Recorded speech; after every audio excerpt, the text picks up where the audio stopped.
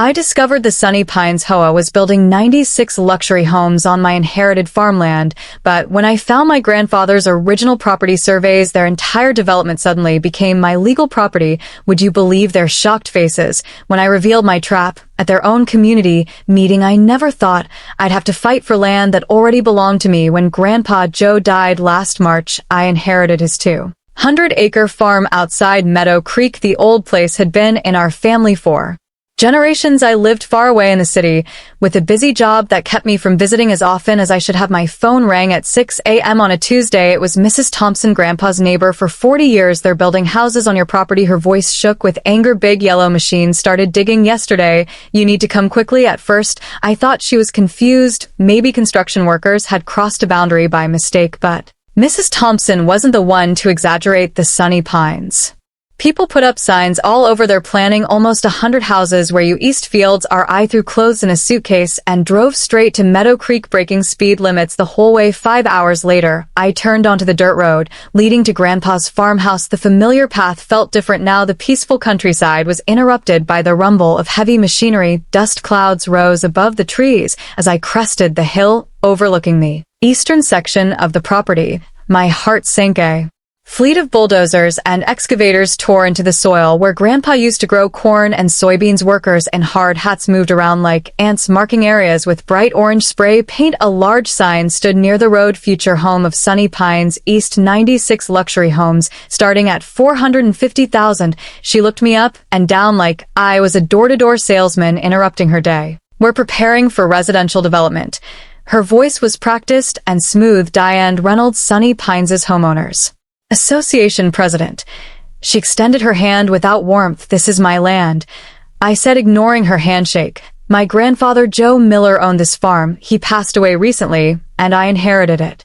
Tell you, she seemed almost sorry for me. The sale was finalized 9 months ago. We've been planning this expansion for years. My mind raced. Grandpa had been sick during his final months, but his mind remained sharp. He wouldn't have sold his beloved farm without telling me something wasn't right. I needed to see those documents. I asked. You're welcome to contact our legal department. Stood there feeling helpless as machines continued to tear up the soil that had fed my family for generations. Back at the farmhouse, Mrs. Thompson waited on the porch with a picture of iced tea and a worried expression. They started showing up with measuring tools about 3 months ago. She explained. Your grandpa was furious. He kept saying they had no right, that they were trying to steal what wasn't theirs. Did he mention selling any land? I asked. Never. Joe swore this farm would stay in your family forever.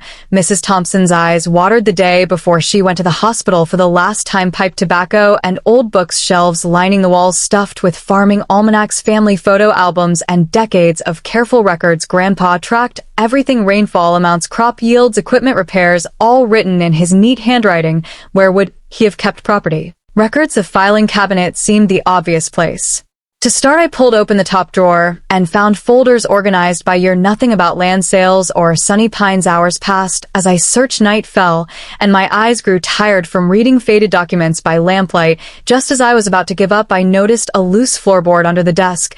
When I pressed it with my foot, it moved slightly.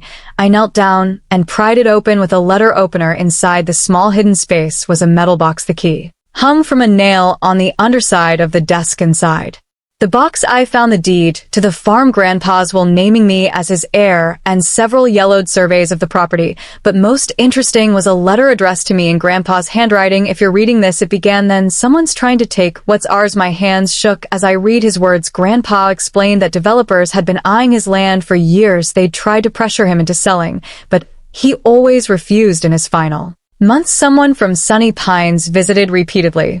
The man claimed to need a simple signature for a road easement, bringing different papers each time. I never signed away my land, Grandpa wrote. If they say I did, it's a lie. Look at the original survey from 1910 and compare it to what's recorded at the county now. The truth is in the boundaries. I dug deeper into the box and found the original survey. It showed property lines that extended much further than I'd realized. According to this document, Grandpa's farm was nearly 280 acres, not the 200 listed in current records. Sleep evaded me that night. I spread the papers across the kitchen table, comparing the old survey with newer maps. Something strange had happened over the decades. The eastern boundary had shifted, reducing our land. It wasn't just the area under construction. According to these original documents, we owned land where part of the existing Sunny Pines development already stood. At dawn, I knew what I had to do. First, I needed a lawyer. Then I needed to understand exactly what Diane Reynolds and her HOA were up to. If they thought they could steal from my family, they were about to learn a painful lesson. I folded Grandpa's letter and put it in my pocket. "I won't let you down," I whispered to the empty room. Little did Diane know she hadn't just messed with a grieving grandchild. She'd walked straight into a trap set by a man who'd anticipated her moves, even from the grave. I didn't sleep that night. By 8 a.m. I waited outside the office of Walter Franklin, the only property lawyer in Meadow Creek. His secretary looked surprised when I asked for an emergency appointment, but she squeezed me in before lunch. "So you believe Sunny Pines is building on land that belongs to you?" Walter said after I explained my situation. He was older than I expected, with thick glasses and a bow tie that seemed from another era. I spread the documents across his desk. "These are the original surveys from 1910, updated in 1978. Compare them to the current county records." Walter studied both sets of papers, tracing boundary lines with his finger. His eyebrows rose higher with each passing minute. "This is highly unusual," he finally said. "According to these original documents, your property extends nearly half a mile further east than what's currently recorded. That would include not just the construction site, but also the existing Sunny Pines clubhouse, and about 20 homes built 5 years ago." I finished for him. Walter removed his glasses and rubbed his eyes. "A boundary dispute of this magnitude won't be simple. We need to understand how and when these changes occurred in the official record." He called the county assessor's office, putting the call on speaker. After navigating a maze of departments, we learned something shocking. In 1980, for a minor adjustment to the eastern boundary was recorded just a 10-foot easement for utilities. But in 1997, a much larger change appeared, reducing the property by nearly 80 acres. The documentation was sparse, just a form with a signature that barely resembled Grandpa's. "He would have been in the hospital that month," I said, checking the date. "Triple bypass surgery. He couldn't have signed this." Walter's expression turned grave. "That would constitute fraud, but proving it after all these years won't be easy." "What can we do?" I asked. "File for an emergency injunction to halt construction immediately, then petition the court to recognize the original boundaries based on the historic surveys. We'll need a professional surveyor to verify these old maps." As Walter prepared the emergency filing, I realized I needed more ammunition. I drove to the county records office and requested everything they had on Sunny Pines Development Company. Hours later, hidden in a back corner of the library with stacks of public records, I discovered gold. Sunny Pines wasn't just a neighborhood. It was a complex web of LLCs and holding companies. The same 6 names appeared throughout. Diane Reynolds, her husband Thomas Reynolds, County Commissioner James Harris, Planning Board Director Mark Wilson, and 2 others I didn't recognize. But the most interesting document was from just 3 months ago. AA loan approval for $16 million to finance Sunny Pines East, with the land itself listed as collateral. My land. I took photos of everything with my phone and headed to my next stop, the offices of the Meadow Creek Gazette, our local newspaper. The editor, Tanya Williams, had known my grandfather. When I told her I was investigating potential fraud involving prominent local officials, her journalistic instincts perked up. "I can't publish accusations without evidence," she warned. "But I can look into the approval process for this development." It did seem to move unusually fast. Back at the farmhouse, I found Mrs. Thompson talking to another elderly neighbor, Mr. Grayson. When I mentioned Diane Reynolds' face darkened. "That woman is the reason I sold my place," he said bitterly. "The HOA fined me every week for unapproved landscaping. I'd been growing those tomatoes for 20 years. Then they said my workshop violated some rule. They just made up. The fines kept coming until I couldn't afford to fight anymore." "How many others did this happen to?" I asked. "At least a dozen old-timers sold out in the last 5 years, always for less than market value, always to companies I later found out were connected to those Sunny Pines people. A pattern emerged: find vulnerable landowners, harass them with fines and regulations, force them to sell cheap, develop the land, and make millions. My grandfather had been their latest target, but he'd been one step ahead." My phone rang. "Walter Franklin, the judge granted our emergency injunction. He said construction has to stop immediately until a hearing next week. But brace yourself, this is going to get ugly." I thanked him and Hung up feeling a small victory, I drove back to the construction site with the court order in hand. The workers were packing up for the day. When I arrived, Diane's sleek black SUV still sat near the site office. She came out as I approached, phone to her ear. As usual, when she saw me, her expression hardened. "Construction stops now," I said, handing her the court order. "Legal boundaries are in dispute." She scanned the document, her perfect composure cracking slightly. "This is ridiculous. We have every approval we need based on fraudulent boundaries. I have the original surveys."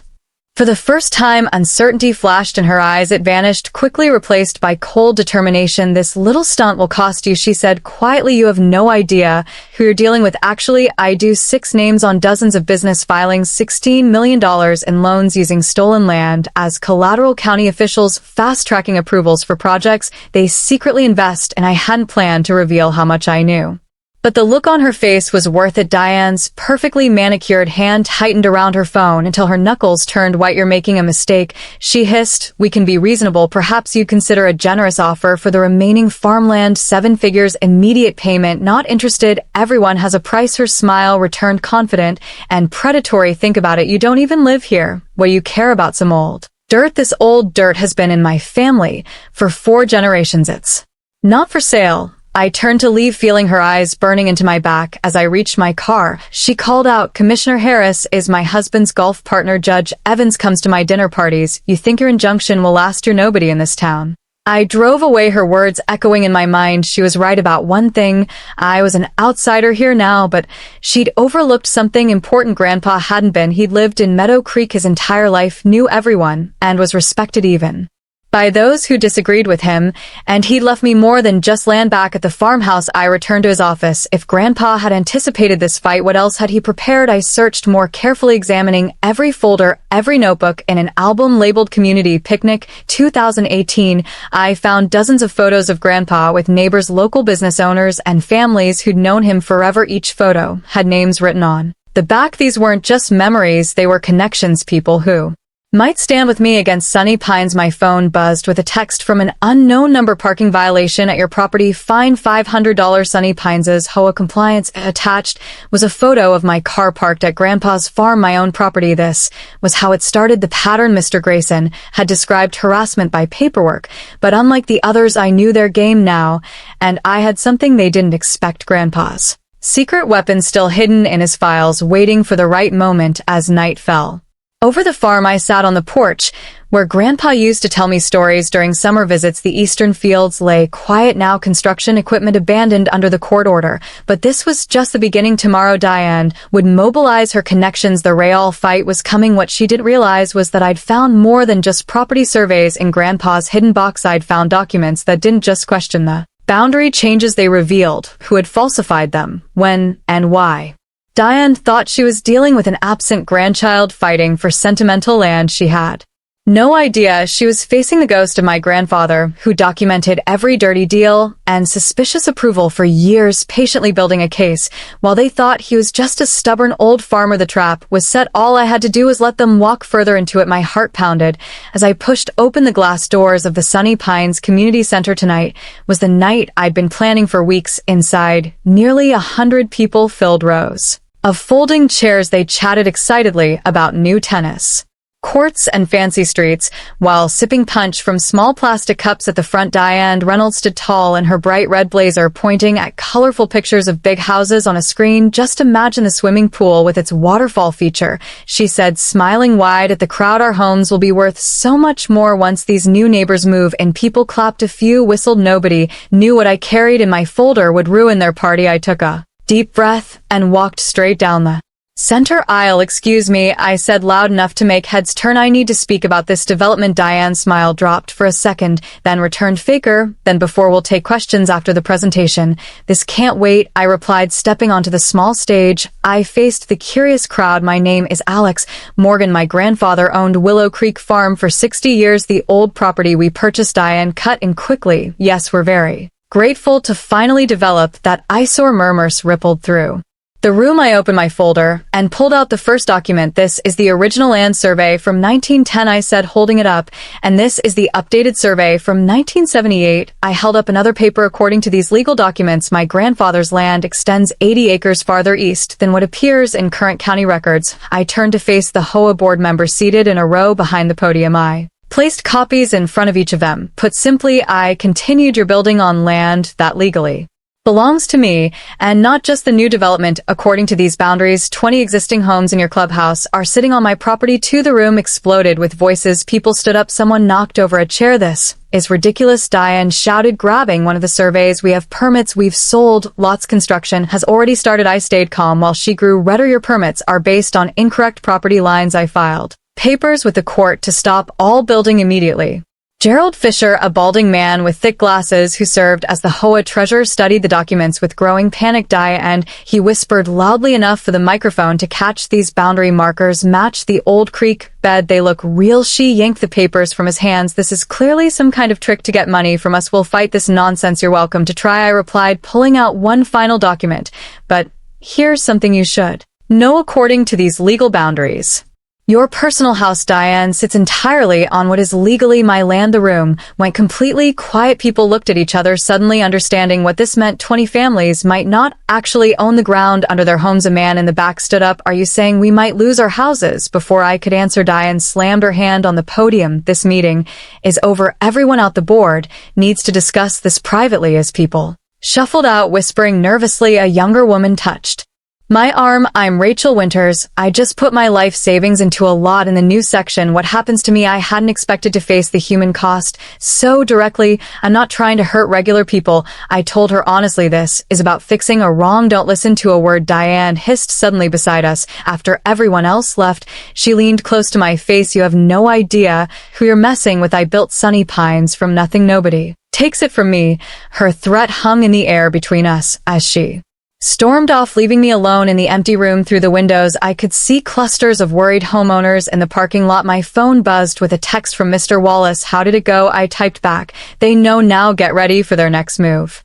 What I didn't tell him was how shaken I felt. I had lit the fuse, but I wasn't sure if I was prepared for the explosion that would follow. These weren't just paper houses on a map. They were people's homes and dreams, but they had built those dreams on my grandfather's stolen land. Someone would end up losing everything, and Diane Reynolds wasn't going to go down without a fight. I jerked awake to the sound of engines outside my grandfather's farmhouse. Bright lights flooded through the windows. I stumbled to the porch to find 3 white SUVs with Sunny Pine security painted on their doors parked in a row blocking my driveway. Men in uniform stood by the vehicles. One stepped forward, handing me a thick envelope. Cease and desist notice from the Sunny Pines Homeowners Association, he said flatly.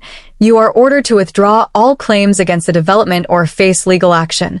I tore open the envelope. Inside was a letter claiming my documents were fake and that I was attempting to commit fraud. They demanded I pay for damages to the community's reputation. You can't be serious, I said. The man shrugged, just delivering the message. Have a nice day. He returned to his vehicle, but none of them left. I tried to leave for breakfast in town, but discovered they had placed large concrete blocks across the end of my driveway overnight. Sorry, sir, one guard said without looking sorry at all. This access point hasn't been approved by the development committee. It's been closed for safety reasons. I was trapped on my own property. I called the sheriff's office, but was told they couldn't help with a civil dispute and suggested I get a lawyer. My phone rang. Diane's name flashed on the screen. I hadn't given her my number. Good morning, she said sweetly when I answered, enjoying the view. This is harassment. I said, you can't block access to my property. Actually, according to county records, the real ones, that driveway crosses Sunny Pines' common areas. We're within our rights to control access. You know those records are wrong. She laughed. Let me explain how this works. The county commissioner plays golf with my husband every Sunday. The building inspector's daughter works for my real estate company. The water department supervisor lives in Sunny Pines. I felt my stomach drop as she continued. By tomorrow, your farmhouse will be cited for at least 15 code violations. Your water might get shut off due to maintenance issues. Local contractors won't return your calls because they know better than to cross me. That's illegal, I said. That's small town politics. She replied, you can't win this, but I'm reasonable. Drop your claim, sign over the disputed acres, and this all goes away. I'll even throw in a nice payment for your trouble. This isn't about money, I told her. It's always about money, dear. Think it over. You have until tomorrow. She hung up. I stared at my phone, then at the security vehicles still parked outside. They weren't leaving. True to Diane's word, by afternoon a county inspector arrived to examine the farmhouse. He found problems with everything: the wiring, the septic system, the porch railings. He handed me a list of violations that would cost thousands to fix, all needed immediately. As he left, another truck arrived. Workers put up signs along my property line: future home of Sunny Pines East, luxury living coming soon. My water pressure dropped to a trickle. When I called the utility company, they claimed there was maintenance work happening and couldn't say when it would be fixed. I tried ordering pizza delivery for dinner. The driver called to say he couldn't find my address, though delivery had never been a problem before. I was being cut off step by step. That night I sat on the porch in darkness, watching the security lights sweeping across the fields where my grandfather had once grown corn. Their bulldozers sat silent in the distance, waiting to continue destroying his legacy. My phone lit up with a message from Mr. Wallace. They've filed a countersuit claiming your documents are forged. Court date set for 3 months from now. They'll keep building in the meantime. 3 months. By then the houses would be half finished. The damage would be done. I scrolled through my contacts looking for anyone who might help. A name caught my eye: Janet Rivera, a reporter for the local newspaper. We'd gone to high school together. I hadn't spoken to her in years, but maybe. As I considered calling her, headlights appeared on the long driveway. A car carefully maneuvered around the concrete barriers and approached the house. I tensed, wondering what new trouble Diane was sending my way. The car parked, and a familiar figure stepped out: Gerald Fisher, the HOA treasurer, who had examined my documents at the meeting. I shouldn't be here, he said nervously, glancing back at the security vehicles in the distance. If Diane finds out, why are you here? I asked. He pulled out a flash drive from his pocket. Because what she's doing isn't right. I've been keeping the HOA books for 7 years. There are things you should see. I invited him inside, away from watching eyes at my kitchen table. He opened his laptop and showed me financial records, meeting minutes, and emails. Diane and the board have been using HOA funds like their personal bank account. He explained: special fees that disappear, contracts that go to family members, reserve funds that get invested inside businesses. Why show me this? I asked. Because I'm not the only unhappy homeowner, Gerald said. Many of us are tired of her rules and her control. When you showed up with those property documents, it was the first time I've seen her scared. He pointed to a spreadsheet. Look at these special assessments from last year. Every homeowner paid $2,000 for road repairs. The actual work cost half that amount. The rest vanished. That's theft, I said. Gerald nodded. And there's more. The 20 homes you said are on your land. The people who live there have been complaining about drainage problems for years. Diane keeps promising fixes, but nothing happens. Now we know why she knew those houses might not legally belong to the HOA. As we talked, my phone buzzed with texts from numbers I didn't recognize. We support you against Diane, the Millers, 42 Sunny Pine Lane. She fined us $500 for planting vegetables instead of flowers. Can we help Jackson family? Our children's playground equipment was removed without notice. We want to join your fight. The Rodriguezes. Gerald smiled slightly. I may have shared your number with a few friends for the first time since this battle began. I felt hope. Diane had power, connections, and money, but she had also made enemies, many of them. We need a plan, I said, and I think I know where to start. As Gerald left, carefully driving past the security vehicles, I watched a light rain begin to fall on the half-built houses in the distance. Diane thought she was punishing me into submission. Instead, she had just helped me find the allies I needed to win this war. Tomorrow would be different. Tomorrow, I would stop playing defense. My grandfather always said, the best trap isn't one your enemy walks into, it's one they help you build without knowing it. Diane had just handed me the final pieces I needed. My water got shut off yesterday. The electricity followed this morning. I stood in my grandfather's kitchen, looking at spoiled food in the warm refrigerator. Diane Reynolds thought she could bully me off my own land by making life unbearable. She had another thing coming. I grabbed my notebook and headed out. If Diane wanted war, I needed allies. The first person I visited was Mrs. Thompson, who answered her door in a flowered house coat. They shut off your utilities, she gasped. That's illegal. So is building on my land, I replied. But Diane has friends at the county office. I need to know who else might hate the HOA as much as we do. Mrs. Thompson's eyes lit up. Oh, honey, grab a chair. This might take a while. She gave me 15 names, families who'd been fined for the wrong color mailbox. Elderly couples threatened with liens for having Grandchildren visit too often. A single mom who couldn't afford the $900 fee for putting up a small fence to keep her toddler safe. I spent the entire day knocking on doors throughout Sunny Pines. At first, people were scared to talk, but when I showed them my property documents, something changed. Hope replaced fear. Sarah Jenkins, whose garden had been forcibly removed, invited me in for lemonade. Diane made my husband dig up our tomato plants because vegetables weren't aesthetically pleasing, she said.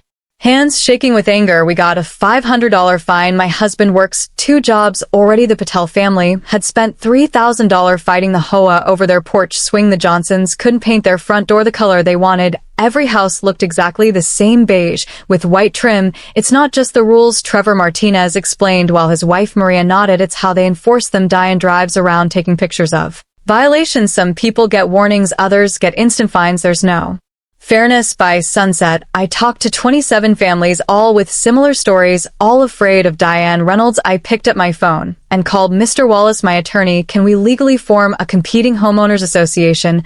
I asked. On your land? Absolutely, he replied. But what about the existing homes? That's where it gets interesting. I said, I'm going to need the community center for a meeting tomorrow night.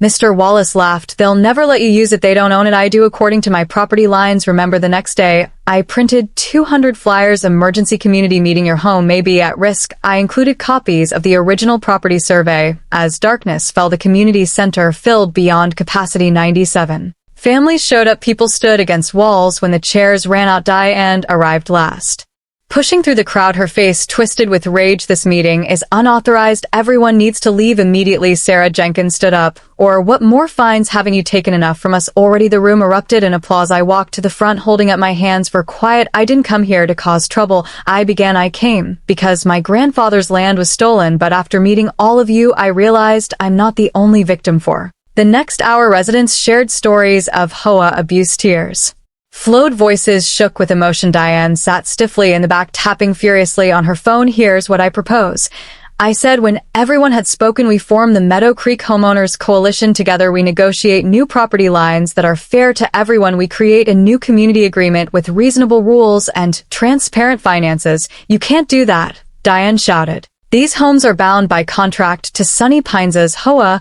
I held up the original land survey contracts based on fraudulent property ownership aren't valid. Ms. Reynolds, but I'm not here to take anyone's home. I'm here to fix what's broken. The vote was nearly unanimous. 89 families joined the coalition on the spot. As people filed out, energized and hopeful, Gerald Jenkins, the HOA treasurer, approached me privately. There's something you should know, he whispered, glancing nervously at Diane. Across the room, the HOA finances, they don't add up. Monthly dues keep increasing, but our reserves are shrinking. I've tried to look into it, but Diane controls all the accounts. I patted his shoulder. Would you be willing to show me the books? He nodded. Tomorrow morning, my office. Diane stormed over, pointing her finger in my face. You've made a terrible mistake.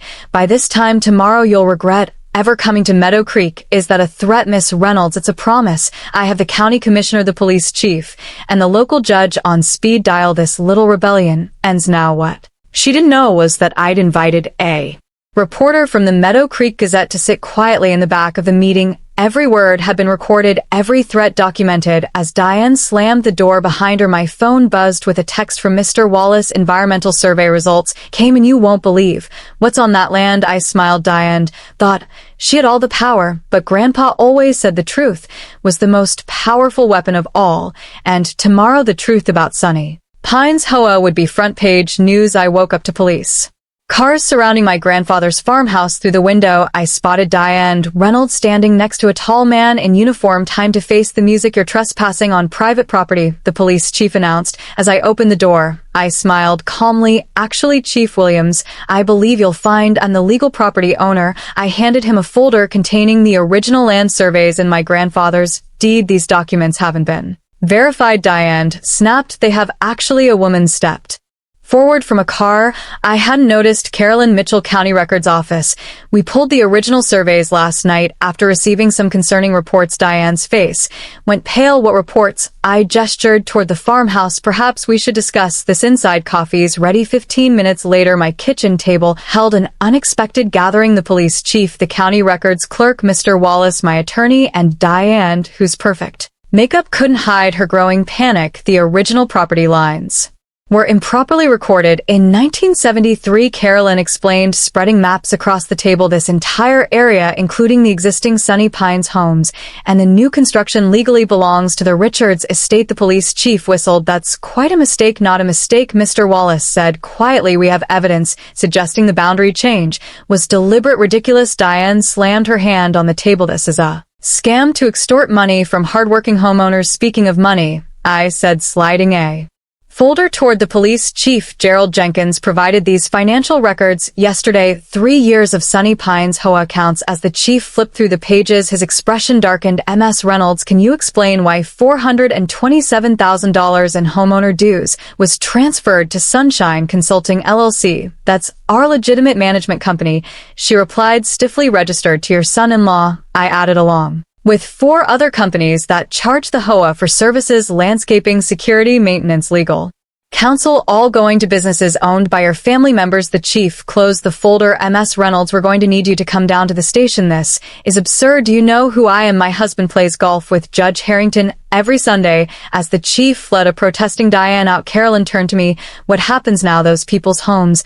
I have no intention of evicting anyone, I assured her, but the development needs to stop until we can properly survey the wetlands. By afternoon, construction had halted. Local news vans lined the street outside the farmhouse. My phone rang constantly with calls from worried homeowners. I called an emergency town hall meeting for that evening. The local high school auditorium was the only space large enough. Nearly 400 people packed the room. Existing homeowners, construction workers now without jobs, county officials, and curious locals. Fear and anger filled the air. I took a deep breath and stepped up to the microphone. My name is Richards. This was my grandfather's land. I didn't come here looking for trouble. I came to honor his legacy. Shouts interrupted me. What about our homes? Will sue. My life savings is tied up in that house. I raised my hands. Please, I'm not here to take anything from you. In fact, I want to offer a solution that benefits everyone. The room quieted slightly. I continued. First, all existing homeowners will receive proper legal deeds to their property. No one will lose their